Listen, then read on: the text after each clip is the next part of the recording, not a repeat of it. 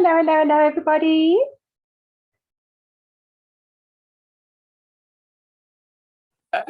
Hello. You're welcome to turn on your videos so I can see your beautiful faces.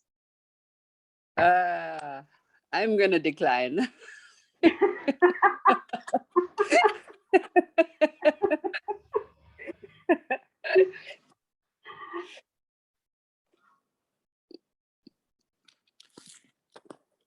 Thankfully, it's not. There's some lightning in some areas. So some people may not have connection, but we'll wait a few minutes and just see who joins us. Sure.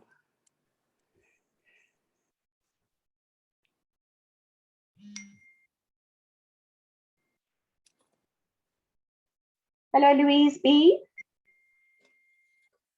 Why are you hiding away behind a picture?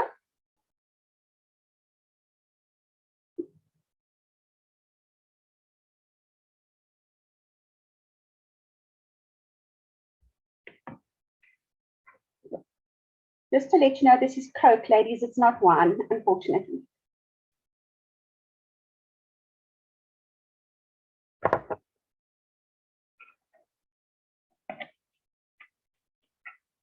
Let me just check if there's any messages coming through with people having problems.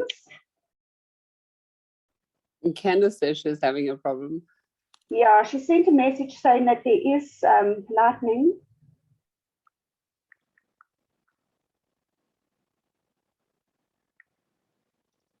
Okay.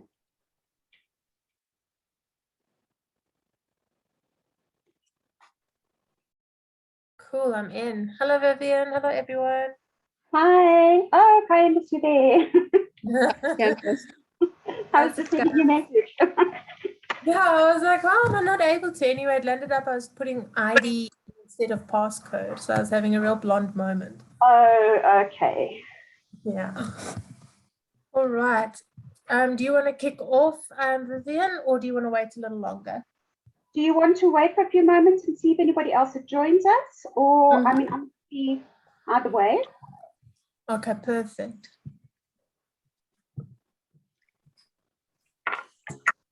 Take my glasses off. Okay, let me just take my video on. So hey, guys. Oh, there's the face.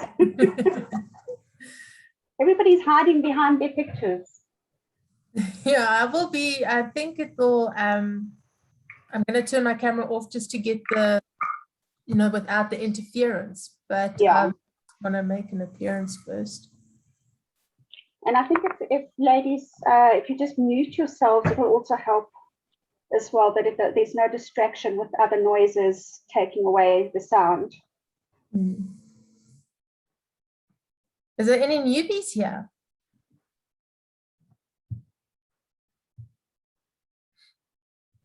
I'm new. Welcome, Vivienne. I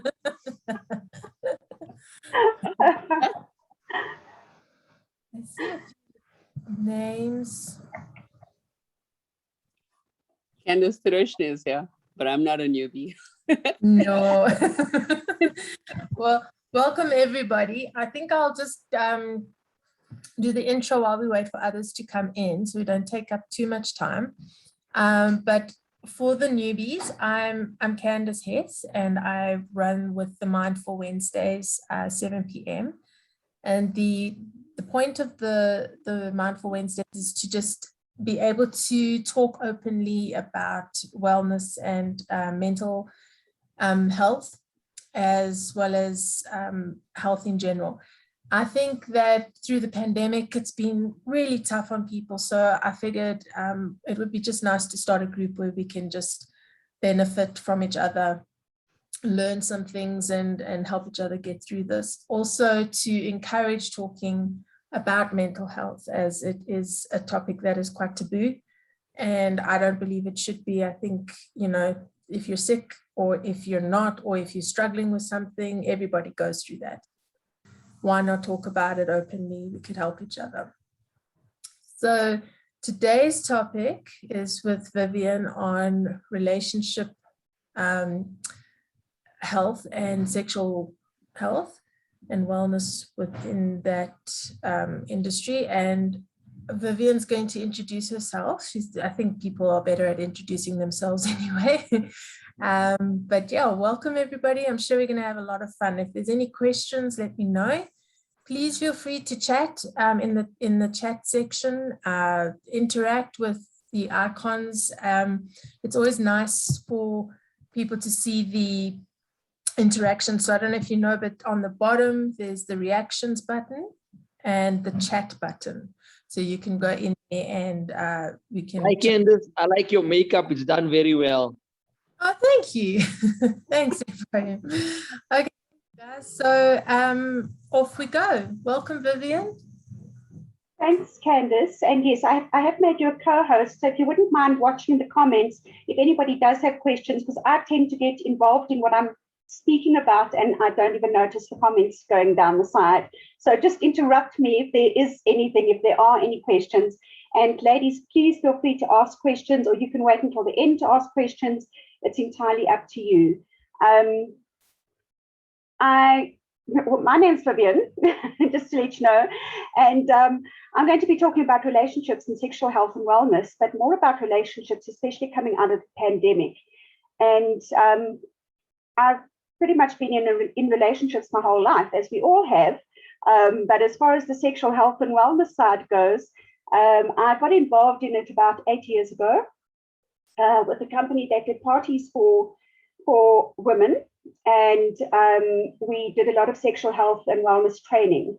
And I found out then just how little I knew about sexual health, about my body. And believe me, I'm at that stage, I was in my early 50s and I was like, what the heck? How do I not know these things? And I've been around for so long, you know, it's not like I'm a prude or anything, but I just never heard of some of these things.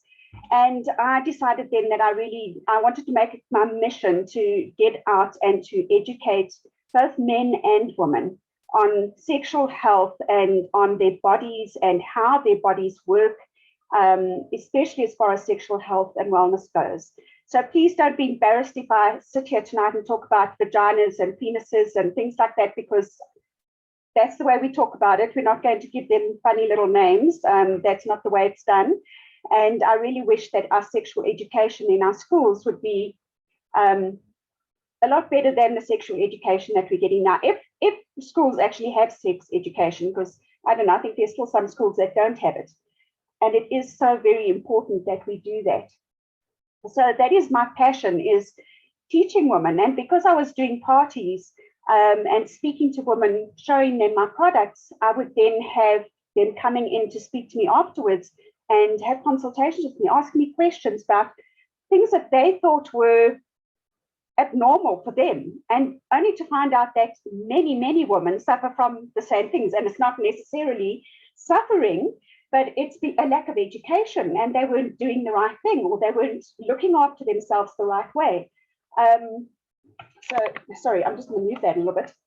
Please excuse my hands. If it looks like I'm shaking, I am. It's not because I'm scared, it's because I'm sober. I've been shaking since I was 8 years old, and I wasn't allowed to drink back then. So I've got used to it. Other people think I'm terrified, but I'm not. just a disclaimer there. So I found that I was doing a lot of consultations with women, and then they started asking me if I would mind speaking to their partners, to their husbands, to their boyfriends. Sometimes because they were too shy to go home and share the information with them themselves, and other times because they just felt that it was something that they wanted to share with their partner, that they could come in and speak to me and talk to me or ask me questions about certain things that were going on with their relationships, that were going on with their sexual health, that they didn't know how to sort out, they didn't know how to fix. And that's really how I got into this business. And then the company I was working for left South Africa at the end of last year. And I've really started my own business since then with a partner. So we're still in the same kind of business, but I am working more towards doing couples workshops, relationship workshops. So that's really what I'm working towards, because I think it's so vitally important. People don't realize how much they need to work on relationships. Relationships don't just happen. So tonight I've been asked specifically to talk about relationships and the pandemic. And I think that one thing that a lot of people found quite strange, especially when they were working from home, was they would say, you know, I heard my partner on the phone the other day or yesterday in a meeting, and I was wondering who on earth is that person? Because we don't realize how different we are at home from the way that we are at work with colleagues. At work, we're professional and we want to come across professional. And when we're at home, we're just us, you know, just me and talking about chilled and relaxed things. And all of a sudden, people were thinking, who is this person? I don't know this person. Hearing them in a meeting. So it was actually quite strange. But I think that the most important thing that any relationship is like an investment, really. And it's an investment in you and your partner. And sometimes it trades high and sometimes it trades low. And the best returns you're going to get, as they tell you with any investment, is to stick it out.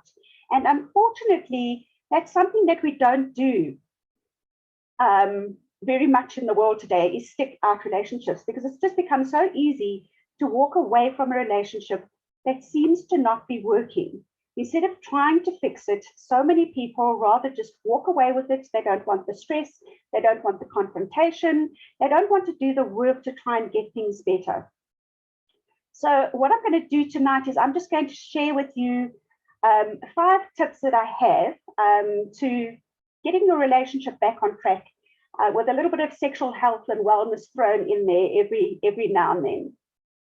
So how exactly do you get back to those feelings that you had when you first met your partner, those butterflies, the excitement, the fun, the intimacy that you originally shared with your partner, that somehow seems to have disappeared along the way? And I mean, let's face it, all relationships have their ups and downs, and not necessarily between the sheets. And in times of stress or when people are unsure, they react in different ways, which can result in people drifting apart from each other rather than working together or trying to make it easier or better or trying to bring themselves closer to each other. And the question is why? Why do they do that? Often it's not something that's done consciously. It's something that you hope, or you've always hoped, that you're going to be in a stable relationship with your partner for life. And when things start going a little bit wrong, you don't quite know what it is that you need to do, or do you actually want to put up with this? So it starts with something small and insignificant, and you start to move away from your partner a little bit more and more each day. And before you realize it, it seems that you are so far apart that you don't know how you're going to come back together again. And that's the really sad thing, because at this stage, that's when people usually give up and they just walk away, because it's okay with society these days to do that.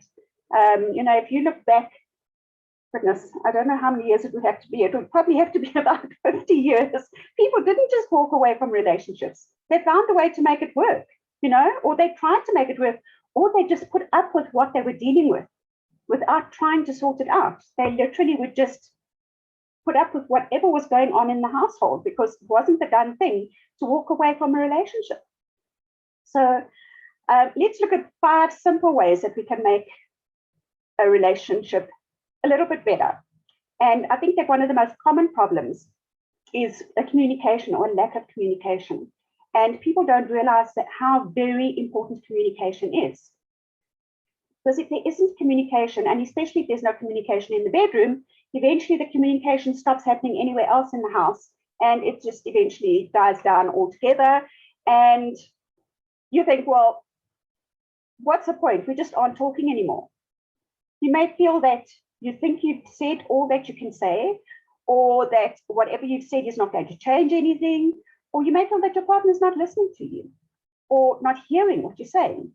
And it may just be that you've just given up because you don't know what the answer is or how to get back what you once had. And I mean, how many times have you heard yourself saying, or your partner saying, oh, I'm just not in the mood? And that's a very big factor. And a lot of people think it's just an excuse. And it's actually not. Very often it's not just an excuse, because especially with all the stress that there is today, stress plays a huge part in libido. And when you are stressed, and when you are in distress, and when there's so much pressure, it can dampen your libido. So you really are not in the mood. And it's not just that, it's all the medications we take as well. So if you go and check, and so many people take a lot of different medications for different things. Women are on medication, they're on the pill. There are antidepressants, there are flu medications, there are thyroid medications, there's blood pressure medications, there's heart medications.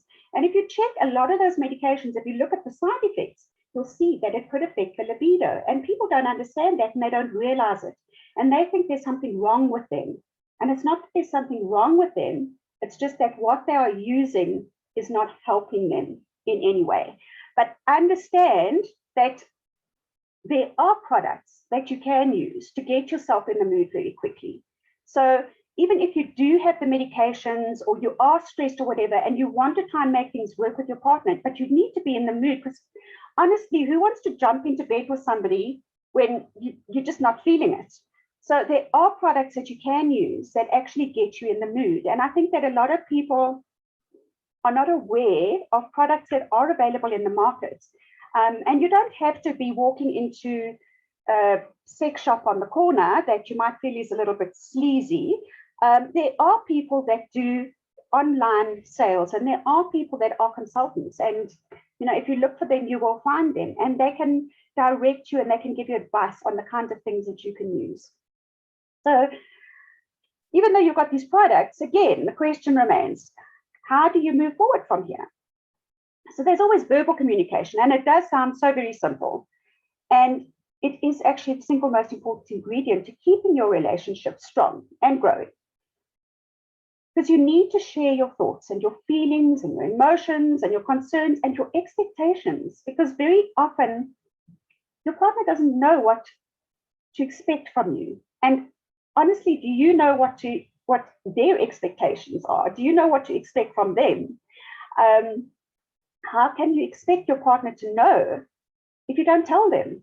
And that's why communication is so important. Because if you're not telling your partner, if you're not telling your partner what it is that you want, how are they supposed to know? And you get people saying, but I've been with them for so many years. Surely by now they should know me. They know what I want. They know what I like. But do they really? Or have you just made the assumption that they know what it is that you want, that they know what it is that you like, that you know what it is that they want, because that's just what you've done all these years.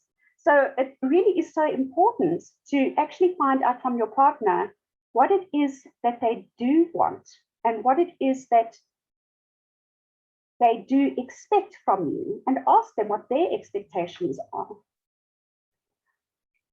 Because very often you're not even sure anymore yourself what it is that you want. You don't know what it is that you're feeling, what you're needing. And especially now that we're under all the stress and we've come out of this whole, we're still in this pandemic, which is so stressful. Our needs and our wants have changed. And a lot of people are starting to isolate. And as Candace said, a lot of people are struggling with depression and they're not talking about it. So our needs have changed. Maybe we don't want to be having sex with somebody. Maybe we just want to be cuddling with them, or we just want to be held, or we just want to be hugged, or we just want to be listened to. So you really need to find out from your partner. You need to have that discussion with them to find out what it is that they want, and maybe to try and figure out what it is that you need. Because as I say, as things change, we don't necessarily know anymore what it is that you are looking for. And you need to keep that communication going.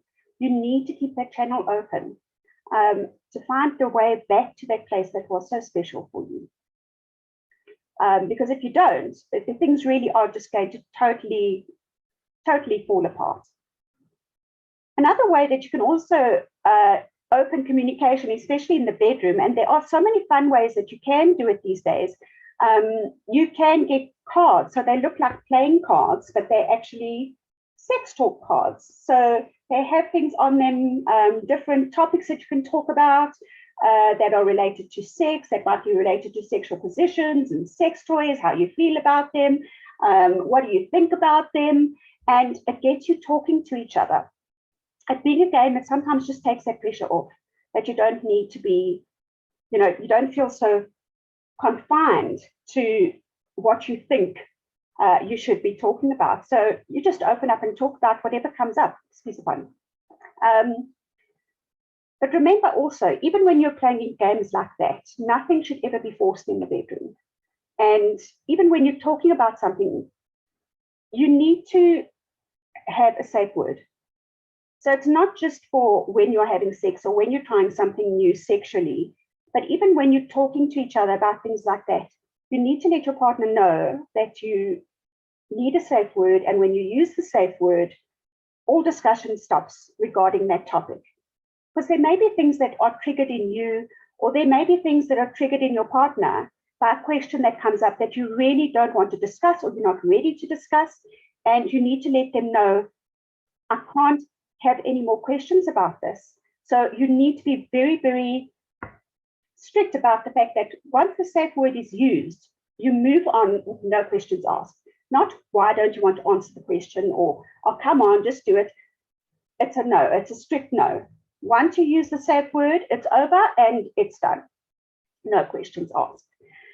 The second way that you can improve things in your relationship is by touch. And how many of your relationships have got to a stage where you really don't touch each other anymore?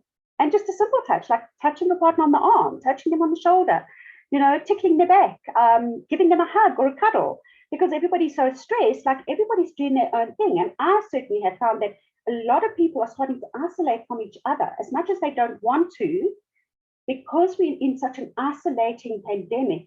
We are starting to pull away from other people. And you don't want to get to that stage with your partner. So make sure that you keep that touch going. They actually did studies in the Eastern Bloc countries, in the orphanages where there were a lot of children and very few people available to look after them. And they found that the death rate, the infancy death rate in those countries, and especially in the orphanages, was much, much higher. And they found out with checking all sorts of things that it actually came down to human touch, because those children weren't getting held, they weren't getting cuddled, they weren't getting any kind of human connection or physical touch from other humans. So our need for physical touch starts right from when we are babies. And the reason for that is that when you are touched by somebody, or when you touch somebody, it actually releases a chemical called oxytocin that makes you feel good. And it's known as a bonding hormone. So that's how you get closer to people. So as cliche as it might seem, simply touching your partner can bring you closer to each other. So just make sure that you let them know, just by a simple touch, I'm here, I care about you, I'm here for you, or whatever. It's one of the things that we learned, and I found this quite fascinating, was that the skin is the second largest sex organ on the body. And the brain is the first largest. So it's got nothing to do with sex organs, but they are the first and the second largest on the body. And that's why it's so important to have that physical connection with your partner. But I think also, if you are in a very difficult space at the moment, and if you are in a place where you feel like whenever they come and hug you or cuddle you or whatever, or you think, oh, they just want sex. So you need to agree with each other that if you do cuddle, if you do touch each other or whatever, if you don't want to be in that space, that you let your partner know, this is going to be a cuddle. There's not going to be any kind of sexual outcome. It's got to be unconditional. And slowly get to be closer to your partner and get more connected with your partner. So have an understanding that as you start to reconnect with each other, the expectation of a physical act of sex itself is not an end goal, because sometimes that just chases people away. And it just pushes them further away, because you start withdrawing. If that's not what you want, you can start withdrawing more and more and more. So you could start with something as simple as holding hands. And these things sound so easy and so simple, but they are so powerful. So just hold hands, look into each other's eyes. You know, you always read in these novels how, oh, they stared into each other's eyes. You know, they've actually done studies where if you sit and stare into somebody's eyes for 4 minutes, you can fall in love with them. And it's because you're building that strong, strong, strong connection. I mean, they say that the eyes are the doorway to the soul. So take that time. I mean, this is your partner. This is who you've been with for however long you've been with them. This is somebody you want to stay with. Take that time, just hold hands and stare at each other. And just see where that takes you, because quite honestly, you may be very, very surprised at the outcome of that. Another thing that you can do is give each other a massage. Even if you don't particularly like giving massages, but you like receiving them, or the other way around, just do a massage. Just do a massage with your partner. And again, without any expectations, other than sharing the pleasure of touching each other and showing them that you love them and how you feel about them, that you want to be gentle with them and you want to be intimate with them. Light some candles, put on the music. And you know what, just be in the moment, because that is something that we don't do. Very often we are with our partners and our mind is all over the place. And we find that a lot as well where we have women that complain that they can't orgasm. And it's because they're not in the moment. They're constantly thinking about all sorts of other things, like something they didn't do at work, or what are we going to make for dinner tomorrow, or, you know, I need to get the kids' school books or something, you know, where are we going on holiday at the end of the year? Their mind is all over the place. And women are the biggest culprits where this is concerned, that they're not actually in the moment. And it is so important to just be in the moment with your partner.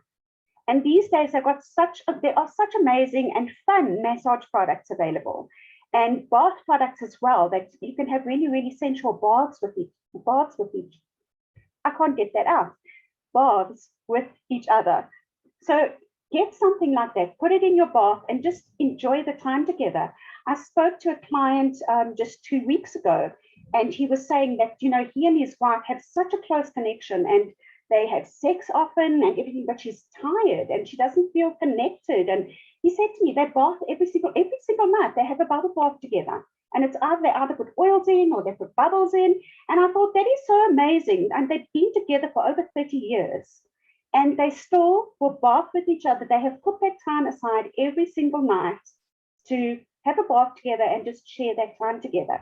And even there, in that relationship where you think, oh, that must be such an amazing relationship, he's finding that she's tired, she's exhausted, and they're trying to find ways to get her in the mood so that she, you know, they can have that physical sexual connection again. So another way of using touch or experiencing touch, if you're not at the stage where you don't want sex, okay? If you're still at the stage where I'm good to go with sex, you want to make sure that that there is foreplay. And the thing is this: it's extremely important when it comes to sex that your partner is properly aroused. And they say that men are like microwaves; you just press a button and they're turned on. Where women are a little bit more like ovens. You need to warm us up, and sometimes it can take a good 40 minutes for some women to get fully aroused. And I just want to point out to you how important it is to be fully aroused, because a lot of people don't understand this. So I'm going to show you a model that I have of a clitoris. Okay, so this is what a clitoris actually looks like. So if you see one of these strange things and you don't know what it is, it's actually a clitoris. And if you think that these are the labia, the clitoris, this little part is the only part that is external. Everything else is internal. And what happens when you are aroused, and especially when you're clitorally aroused, is that the internal parts of the clitoris actually swell up and they extend. So they pull up and they are attached to the vagina, and they pull the vagina up and tent the vagina so that you are ready for penetration. Because the vagina is normally only 2 inches long. And if you think that you're going to have something that is 5 or 6 or 7 or 8 or 9 or 10 inches, however long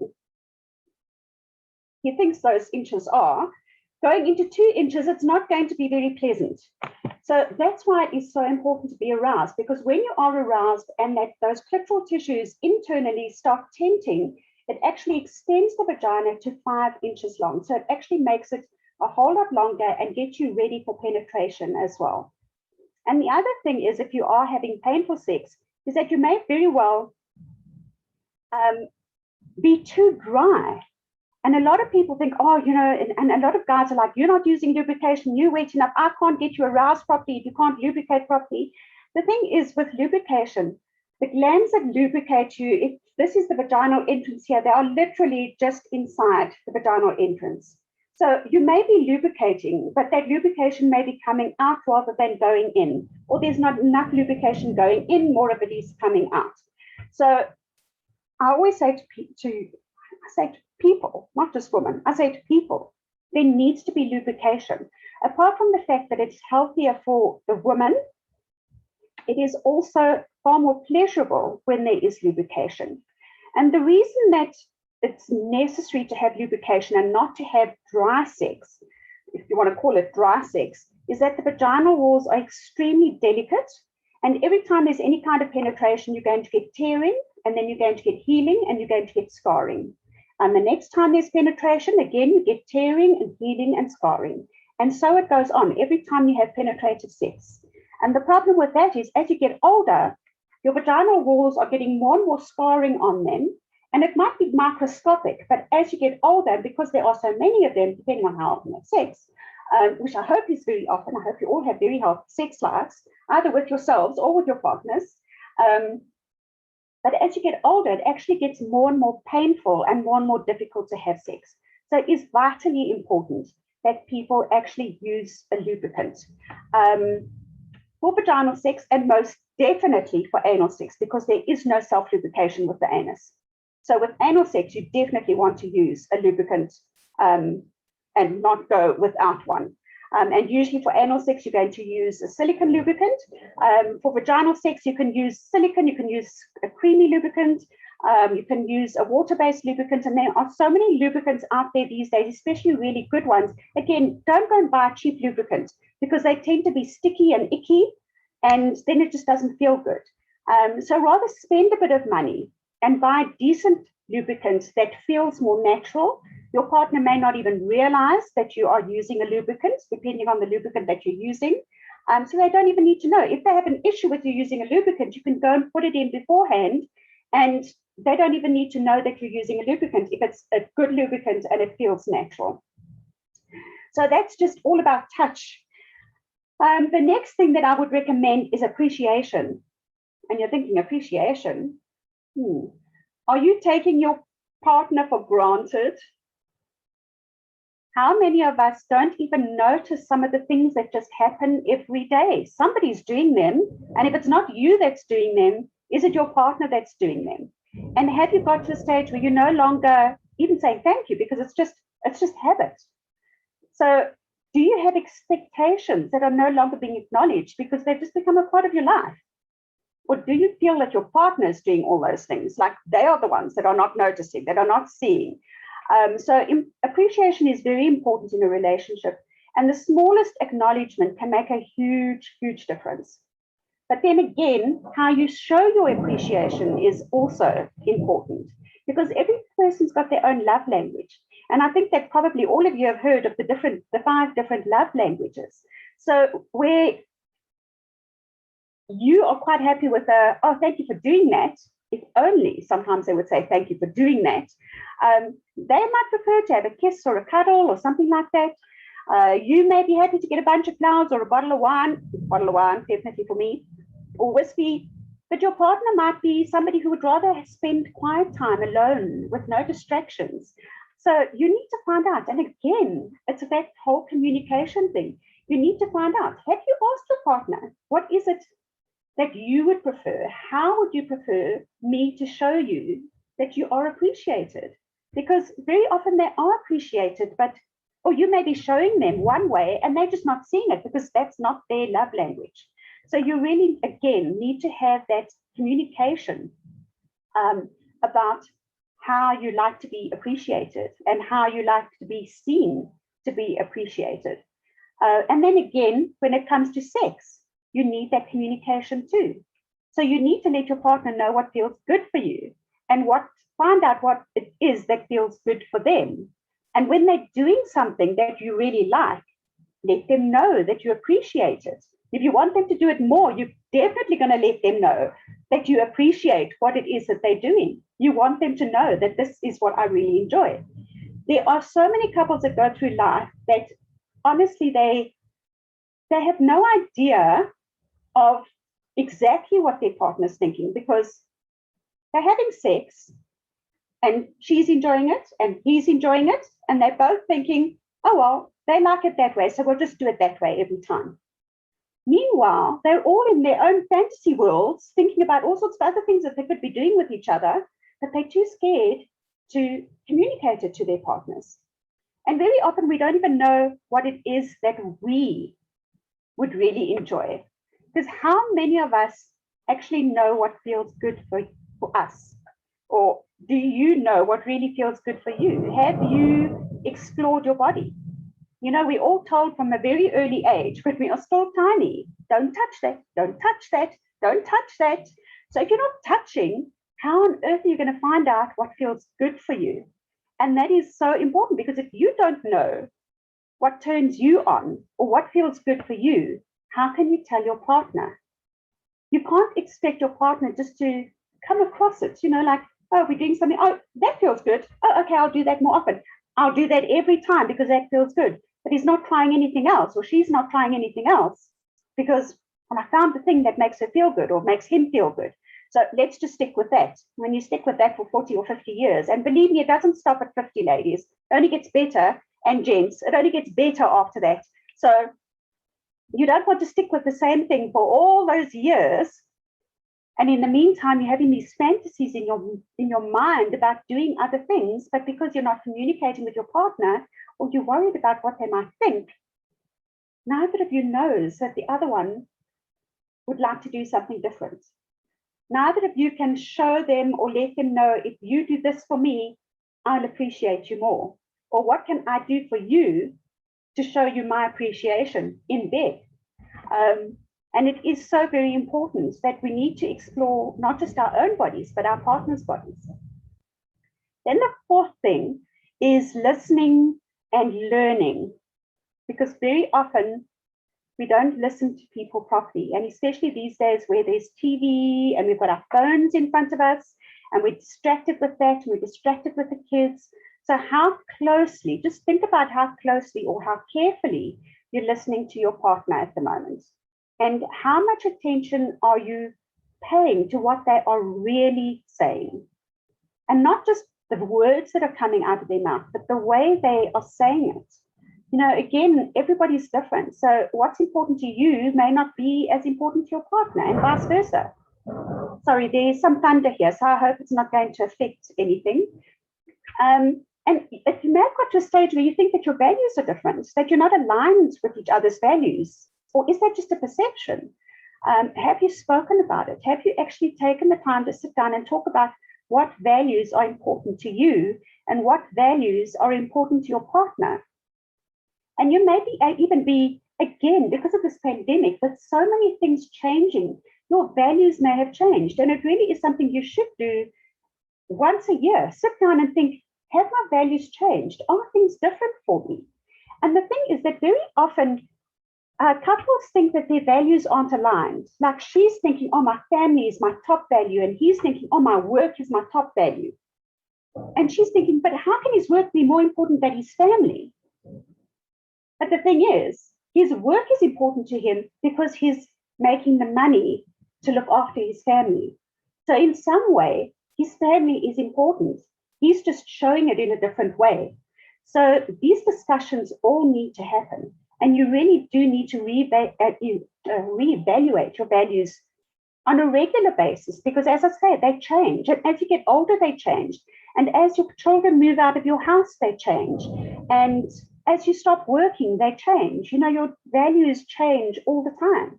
And they may very well be, as I say, they may very well be aligned, but manifesting in different ways for each of you. And circumstances also change your values. something that was important to you. And again, if you look at the pandemic and how you went into the pandemic, and so many people went into the pandemic with really good jobs and a lot of material stuff, and they've lost jobs and they've lost material things, and their values have had to change. They haven't had a choice. They've had to change because they don't have those things anymore. So sometimes it's your circumstances that may make your values change. And if your values aren't aligned, should I say, how can you learn to accept and acknowledge and manage them? And again, it all comes back to communication. The more you share with your partner, the more you are open to them. And sorry, I'm just checking. I thought the rain was coming in my window here, but it's not. And the more time you're willing to spend with each other and try and understand how you are thinking, the more intimate your relationship is going to get, and the stronger it's going to get. Because these are the things that you should be sharing with your partner every day. And I think that a lot of people, and I found that a lot of couples that I speak to, they kind of go to work, get up in the morning, say hello, have their breakfast together. Sometimes they don't even have breakfast together.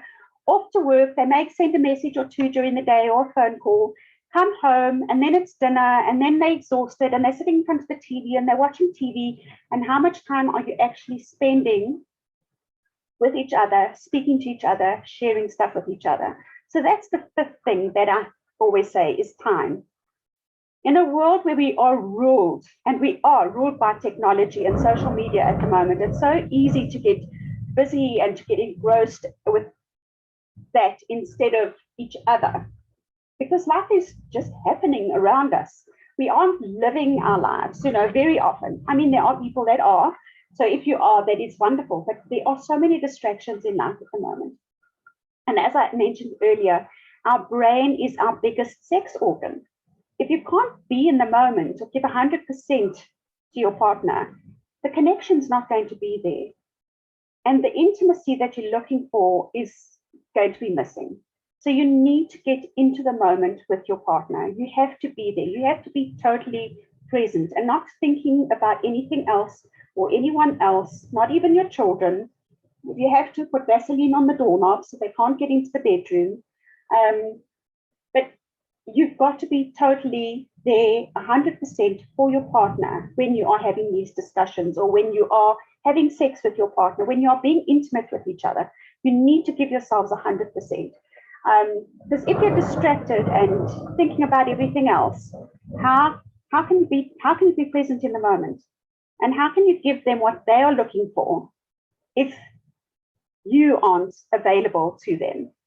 And it works both ways. So this is, again, a discussion you need to have with your partner.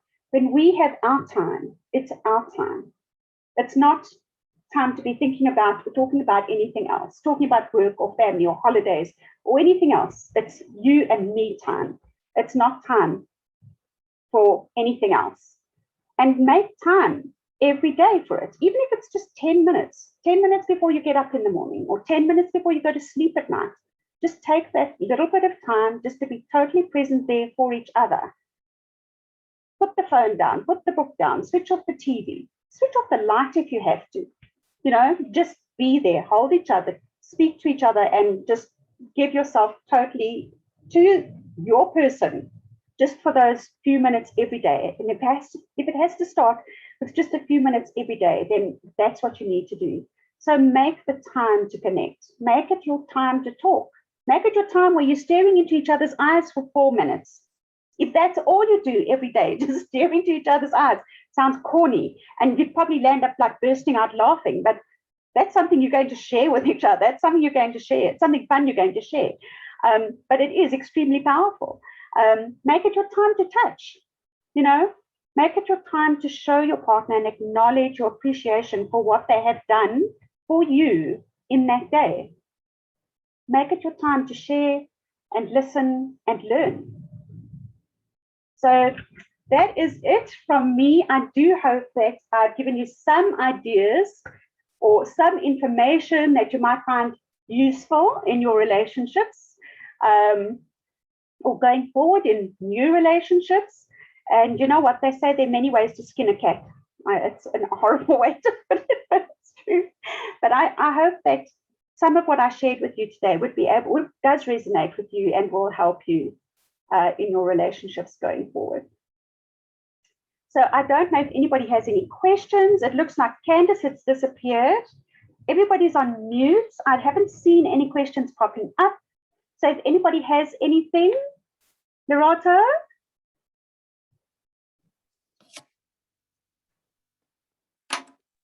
No, I'm good. Thank you. No question. I Good. just clapped the You just hands. wave. Thank you so much. Thank Yes. you. It's an absolute pleasure. Any questions from anybody? Hi. You know, I'd love to share a whole lot more with you. But time is limited, unfortunately, because as I say, it's a passion. I can just talk and talk and talk. And that's why I love doing my parties, because I just get to talk to the ladies, and then afterwards I talk to them for hours. And yeah, it's very difficult to keep something to a limited time. But yes, you know, if you need somebody to talk to, if you'd like somebody to have a chat to you and your partner, if you have questions, please feel free to give me a shout.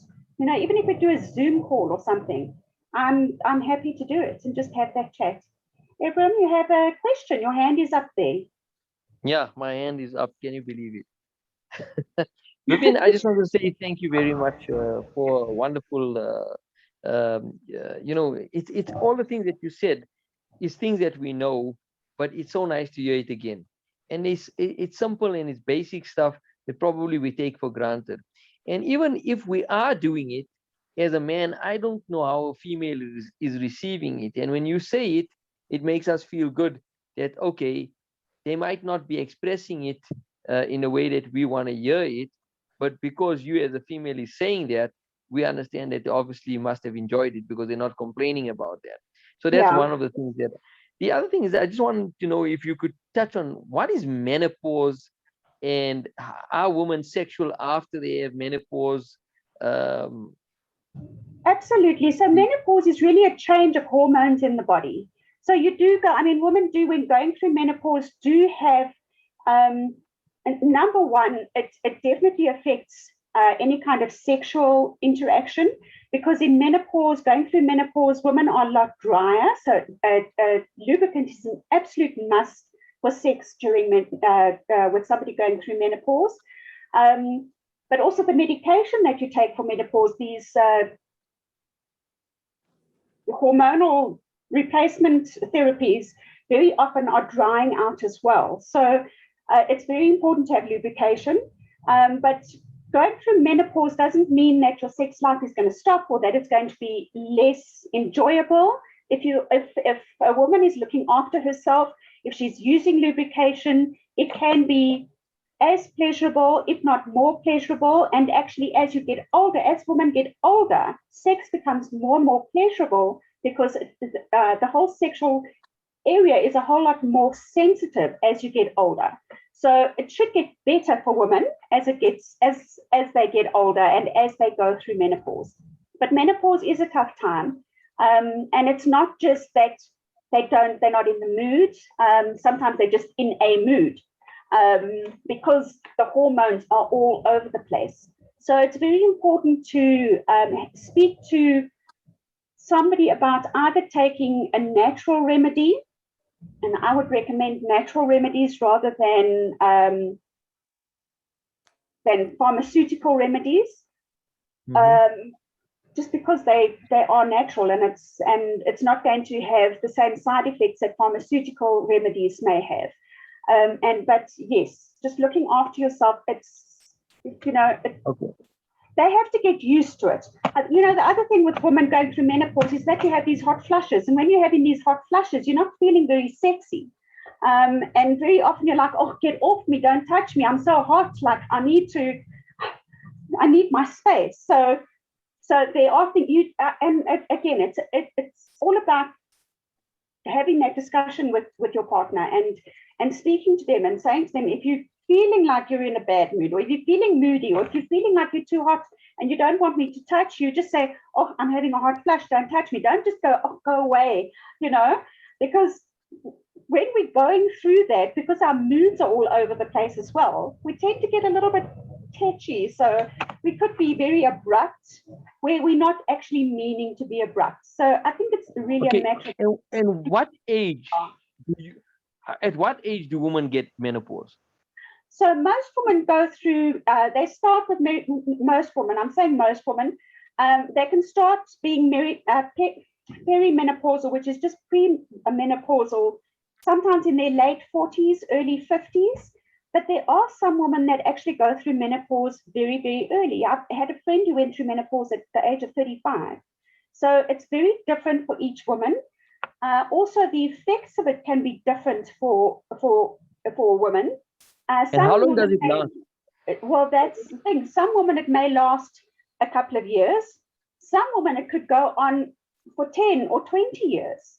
So there's no textbook answer for that. You know, everybody just has to go through it, and you just deal with it as it happens, and try and find a way to get rid of all the side effects, if you want to call it that, the bad moods, the mood swings, the dryness, the everything else that goes along with it. Okay, and then last question relating to that time of women's lives is then, does menopause equal midlife crisis, or is midlife crisis a different thing? What's the difference? Or does it happen simultaneously? One has a knock-on effect. What happens? Well, you know, they always said that women don't have a midlife crisis, that men have a midlife crisis. But I was actually reading something just the other day where they said that menopause may very well be a woman's midlife crisis. So yes, there are people that are now saying it is a midlife crisis. However, there are very different reactions to it. So when women are going through menopause, they're more likely to want to keep away from everyone.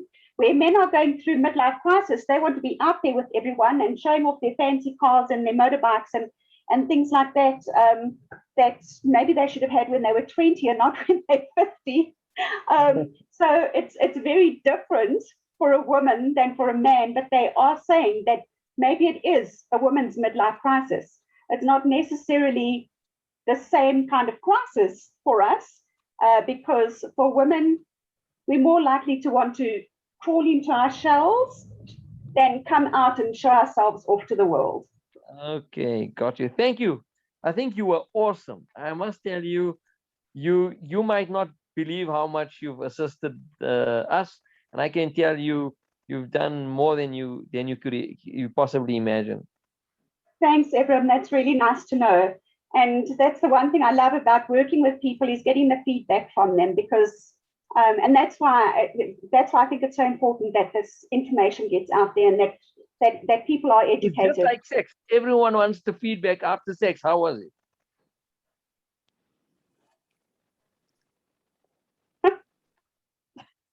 I think we lost you there, Ephraim. I say it's just like sex.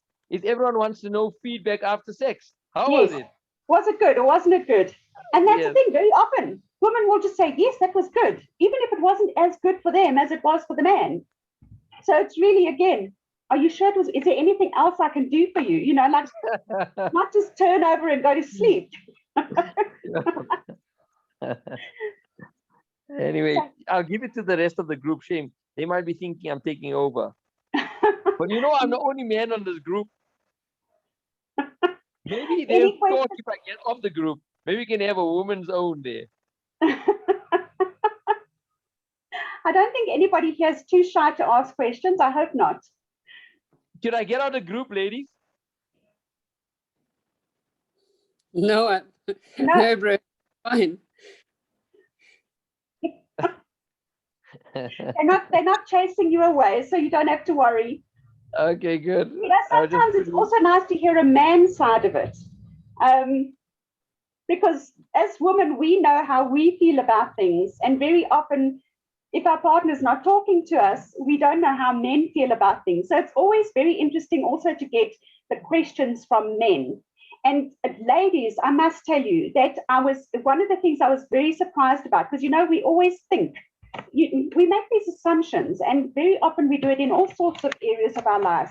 We make these assumptions that men just want to have sex. As long as I'm satisfied, I'm okay. And especially young men. You know, when they are still like in their early 20s, or they just want to get done, and as long as they're satisfied, that's all that matters. But I must tell you that at many parties that I did, especially bachelorette parties, when the guys came in afterwards, we weren't allowed to show our toys to the guys, but we could leave all our other stuff out there. And I would be in the ordering room or the consultation room, and I'd come out afterwards, and the guys were like, "Do you mind if we ask you some questions?" I'm like, "No, I'm happy to chat." And probably 90% of the time, those guys would ask me, "What can I get that will make it better for my partner?" And the first time it happened, I was like, "Wow, this guy really cares." And then the second guy asked me the same question, and the third one. And eventually I realized we have this assumption that men aren't concerned, especially when they are so young, that they're only worried about themselves and their own pleasure. And it's a very incorrect assumption to make. Come I help you there. Come I tell you how I understand it. I feel that men, when they've got something in their mind that they want to go out and meet a woman and obviously pursue a sexual evening or whatever the case might be, they have that on their mind. So when they are going en route there, that's on their mind. And they are happy to do a little bit of foreplay and loving and kissing, whatever it is. And the lady might not be absolutely in the mood. She might be busy in the kitchen or getting the last bit of the dinner ready or whatever it is to plan the evening. And she's more worried about how does she look and was the dinner good and everything else. And that's where the misconception comes in, where he just wants to do one thing and she wants to be wined and dined. So that's but he's still wanting to do the other. Now the roles are reversed the other way around. If the woman comes home and meets him and he is being busy with some work or with whatever is on his mind or whatever it is, he needs time to wind down and then get ready for what's on her mind. So even a man, you can't just pounce on any man at any time and think he's just going to be able to say, "Oh, wow, this is exciting. Let me drop everything I'm doing." And then he's just going to get into bed. You do that because, yes, he's not going to say no to the moment, because very rare that a woman would do that. But if she's, but he's not going to obviously every day welcome that. He also wants to do those type of routine activities, if it's going to be routine, if it's husband and wife thing, at an appropriate time, at where he's calm and relaxed, and that he understands what the movement is. Say sometimes a woman feels like she wants to do it now, she's been turned on or whatever the case might be. So she can become touchy and feely and all of that stuff, and allow him some time to get his mind off what he was doing or where he was, to be able to bring his mind across here and allow him time to wind down. You need to give us some time to complete what we're doing. And that's what I found. Yeah, and it could very well be that when you say, "Just give me some time to relax," then they get offended and they're thinking, "What have I done wrong? Like, why doesn't he want to be with me?" So that's where communication is so important. And we don't realize how important it is, because we make assumptions. And when somebody says something, when somebody says, "I don't feel like it's nice," the assumption, "Oh, she just doesn't want to do it with me," you know? And it may not be. It may be that she is exhausted. It may be that she's taking medication, that she's just not in the right place for it, you know? And that's why it's so important to know that you can, at any time, you can say to your partner, "Look, this is how I'm feeling," and know that your partner is going to listen. Sure. Good. I just found one concept very interesting about, your safe word. Yes. And I don't know what would, look, we're not having kinky sex where we're having multiple partners or anything like that. Or and I mean, no is no. I mean, look, sex is fine. I mean, partners are having sex all the time, but obviously some partners don't want to be touched in the wrong hole, or pushed in a way that they're not used to, or whatever it is. So they could easily say no. I mean, how would you use what is it, a code word or whatever the case might be? A safe word. A safe word, yeah. So really, you decide beforehand. Look, this is So our what's a safe word? Give me an example. Give me a safe word that works in the romance of the bed where it's not offensive, like no is not a safe word. No is like a put off word. You just said pineapples. Pineapples. Yeah, that's nice. Because you're never going to use that. Otherwise, I remember well, it pineapples. depends. If you've got something that's flavored like pineapple, you might. But use a word that you're never going to use in the bedroom when you're having intimate connection. And the thing is that safe word is so important when you're discussing stuff. If you've decided that you're going to sit down and you're going to play these bedroom cards that you get, if you're going to play them, you need to know that there are going to be questions that may be difficult for your partner to answer, or may be difficult for you to answer. And there may be things that are triggered. And if you don't know, and sometimes something may have happened at some stage to your partner that they don't even remember, but a word could be triggering something. And you need to know that they will feel safe enough to say, and not to stop, because when somebody says, I don't want to go there, normally the next question is, why not? Yes. And I'm that if guy. I say pineapple, you're not going to say, no, we're literally going to put that down and we're going to move on to the next thing. But can we come back to it 2 weeks later and find out why? When your partner is comfortable with it. Because that's the communication part. Otherwise, you're going to raise suspicion. Communication. But the thing is, there's so many, there could be psychological reasons for them not wanting to answer certain questions. And as I say, it may be that they are not even aware of it themselves. But so can they speak to a person like you? It's triggering them. And they just know they're not comfortable discussing that. And you know what the thing is this? The more you discuss stuff, maybe you will get to a stage where, if you've been through and you've been playing this game and you've been talking about all sorts of different things, maybe one night she'll turn around and say, remember that question you asked me? I think I'm ready to answer that. Or like, what do you think about it? So it may very well get to a stage that right now she's not very comfortable answering that question. But if you continue to have the discussion and you continue to share information with each other and you continue to ask the questions, that she will be comfortable enough to answer that specific question when she's more comfortable having gone through other questions that may be milder. Okay. And what about the fact that, okay, I could now, after having spoken to you, we could have a pineapple word between us. And I'll say, okay, whenever you're going to use the word pineapple or I'm going to use the word pineapple, then within 2 weeks, we need to contact a person like you at least to be able to share our feelings with and get counseling on the reason why that word, we needed to trigger the word. No. And that's specifically why it's there, because you use it at a time where you really do not want to have any more discussion about whatever it is that has caused you to say that word. In front of your partner. That respect for each other. And I know you think it's a communication thing, but sometimes there is some communication that literally that just can't go there. Not now. Okay, but let's just say not ever even, but at least speak about it to a third person like yourself. Yes, absolutely. And maybe that is something that you might want to do, is to look for a professional to speak to, or even a good friend that you might be more comfortable speaking to, about it. Just that, or trying to figure out what it is. What is it that's triggering me? Why is that question triggering me the way it is? So it's a lot of, I think, also introspection. So what is it that you do? How is it that you assist people? I literally answer questions like this for them, because everybody's got different questions. So how do you charge? What do you charge? Issues.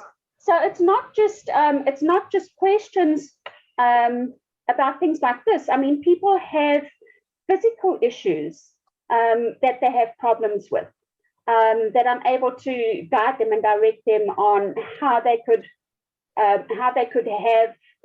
improve their sex life, or how they could work around an issue, or how they could improve their sex life.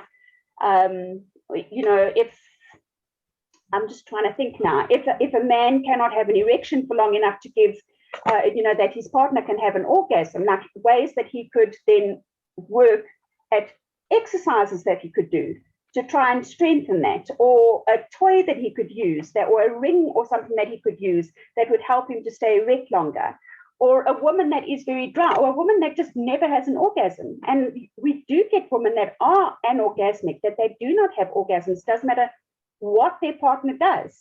And very often it is a psychological thing and not necessarily a physical thing. So it's just working with them and speaking to them and asking questions about the issue that they've come to you with, to try and figure out where the problem is, and then give recommendations on how that problem may be solved. Yeah. And how do you charge? Really per hour. If I do parties, it's a different thing. It's a totally different thing. If I do a party and I'm speaking to the women and they come and speak to me afterwards, it's all part of the party. But if I do consultations, then it all depends on who's going to be in the consultation, how long we think the consultation is going to be, and charge from there. Okay, so what type of parties do you do? So I do parties for women. So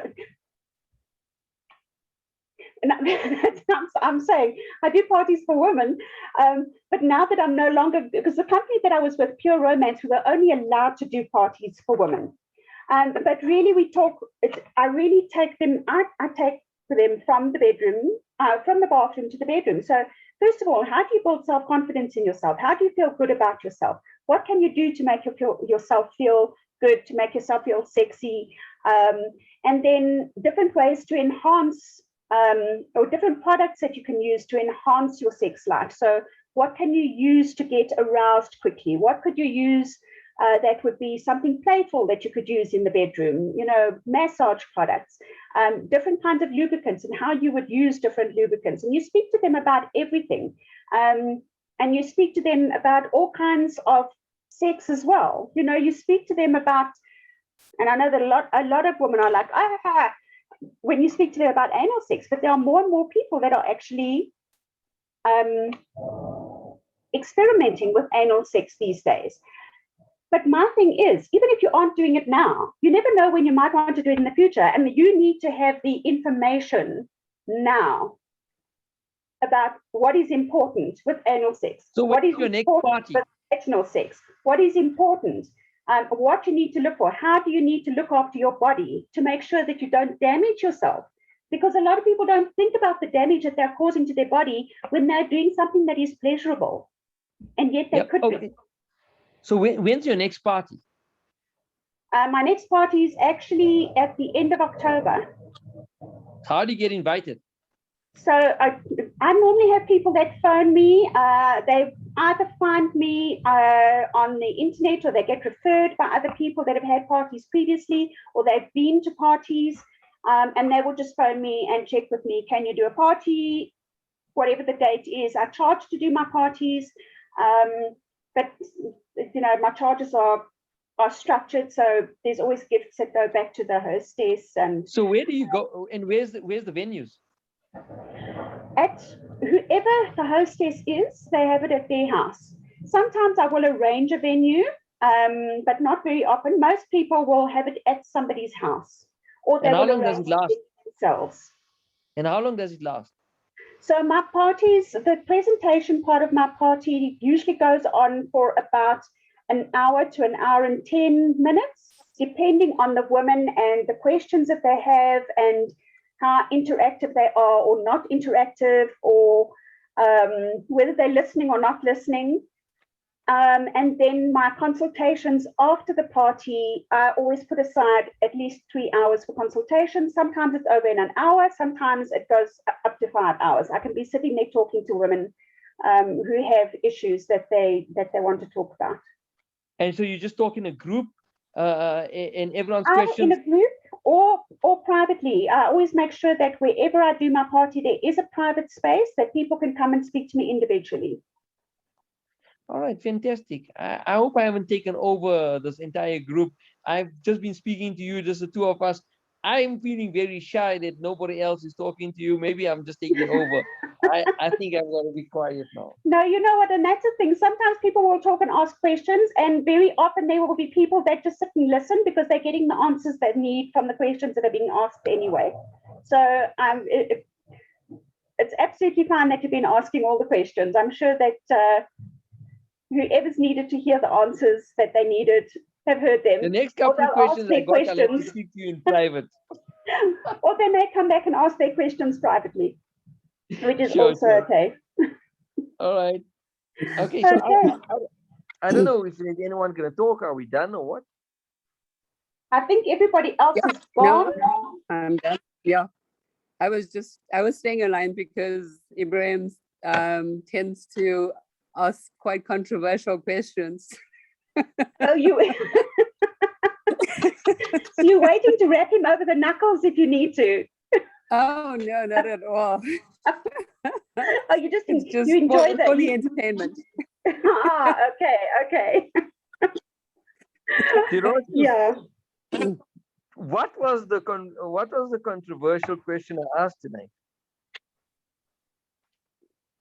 Oh, in general, you're quite controversial in your view. Okay.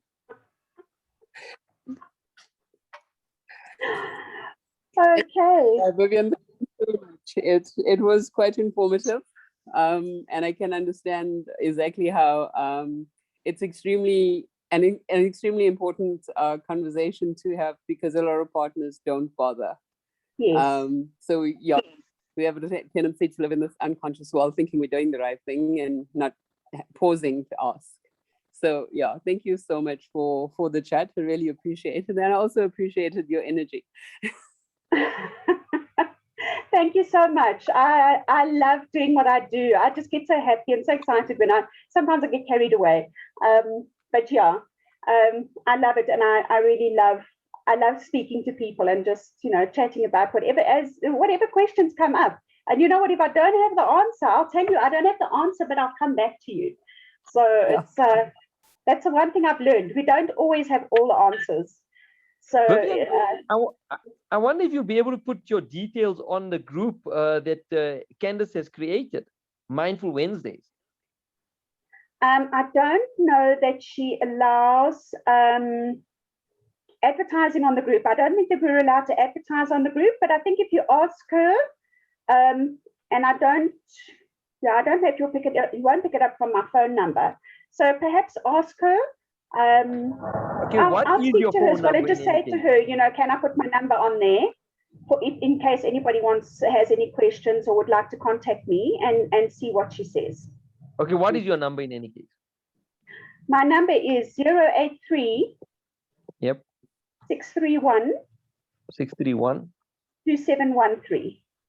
2713. All right, I got it. Copy. All right, so now I've got to there. All right, so I think I'm done. I think I'm gonna leave. I'll leave you and Tiroshni to discuss my controversial views. And Tiroshni can phone me and talk to me more about that controversial side of my side, which I haven't seen. But in any case, it'll be nice to just get that through. And Vivienne, I look forward to speaking with you in the future, and I hope you're going to be part of the Wednesday group. And Yes, I'll I think definitely you stay are going there. to be a very fun part of this whole group. Awesome. Thanks, Ebram. It was great Take care. chatting to you. My pleasure. Take it. Bye. Thanks, Vivienne. Cheers. Have a great evening. Bye-bye. Thank you. Bye.